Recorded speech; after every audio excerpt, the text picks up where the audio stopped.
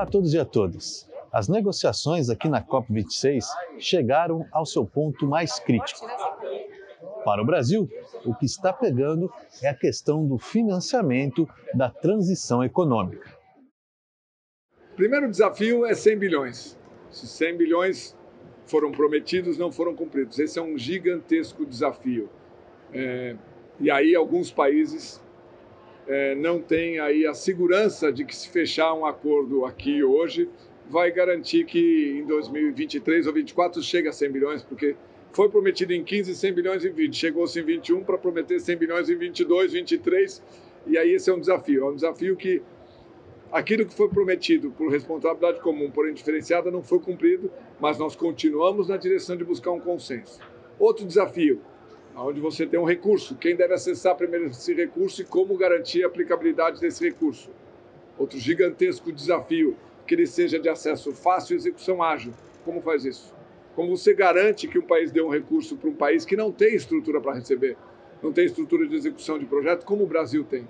O Brasil tem aí toda uma estrutura para poder receber recursos, toda uma estrutura para monitorar recursos públicos, nesse caso, até públicos do próprio governo federal.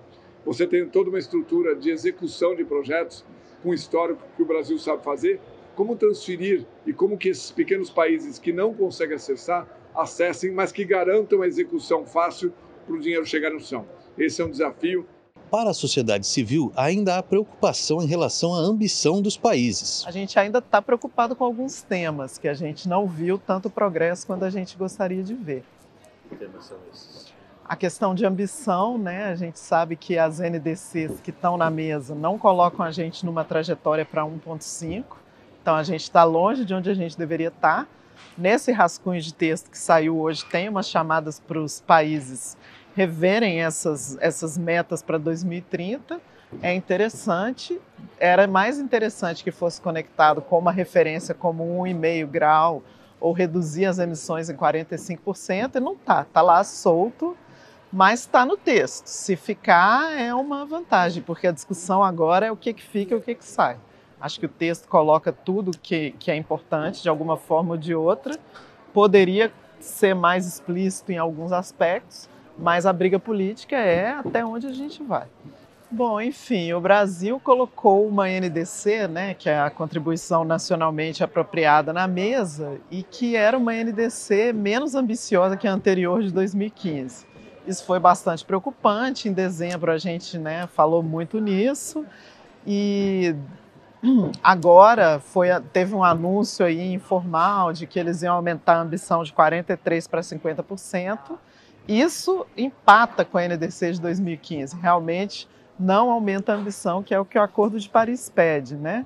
E a gente achou um pouco contraditório o Brasil também assinar um compromisso de que vai zerar o desmatamento até 2030, enquanto na NDC ele fala em desmatamento ilegal até 2030. Então, tem que ter alguns ajustes aí entre o que está sendo prometido aqui fora e o que está acontecendo dentro. E o que a gente tem de concreto, né, são os índices de desmatamento.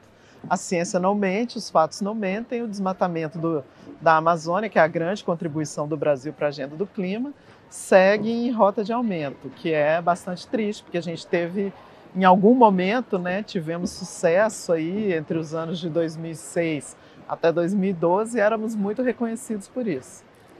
O setor empresarial aguarda o desfecho com ansiedade. Ninguém quer ficar de fora da economia verde e perder alguma oportunidade. E as surpresas são positivas, né?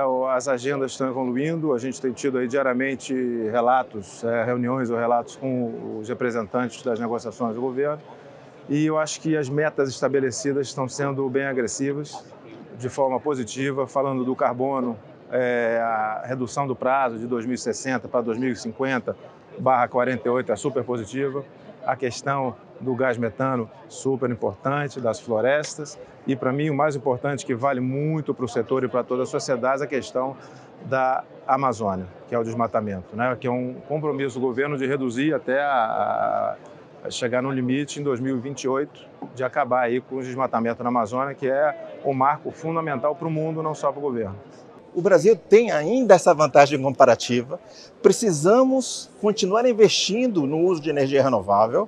Se olharmos para o que os outros países estão se comprometendo, alguns já chegam a dizer vamos ficar próximo de vocês em 2030.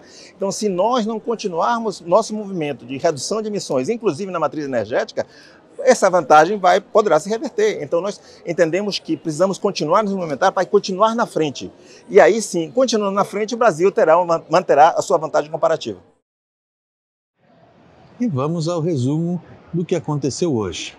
Bom, o dia hoje foi de muita correria, muita gente para lá e para cá, porque as negociações realmente estão na fase final do processo, né? E nós estivemos aqui agora com o ministro do Meio Ambiente, que é chefe da delegação brasileira. Ele deu uma coletiva, né, e falou um pouco sobre o andamento das negociações. O que você pegou aqui da coletiva, Marina? Acho que ele demonstra essa continuidade do que a gente vem falando, dessa mudança de postura do governo, e também uma coisa interessante é o destaque que ele deu para a importância do setor empresarial para essa transição da economia verde. E também, quer dizer, ele falou do que está pegando ali na negociação. Para o Brasil, é a questão do financiamento da transição econômica, né? É aquela história que nós estamos trazendo aqui desde o início. Os países desenvolvidos prometeram 100 bilhões, não entregaram 100 bilhões. Agora estão prometendo de novo 100 bilhões, mas o Brasil lidera um grupo aí de países em desenvolvimento que quer aumentar essa quantia, né? Eles falam em trilhões e não em centenas de bilhões. E também existem outros aspectos a serem considerados.